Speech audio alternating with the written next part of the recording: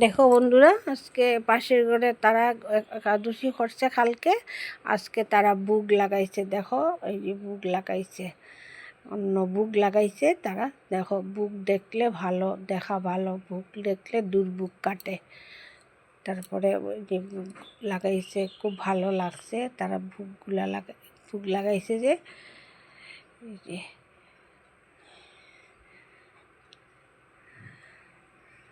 তারা হরিওমের দীক্ষিত, তো তারা হরিওম আছে, তারা আর কি হরিওমের দীক্ষিত তারা।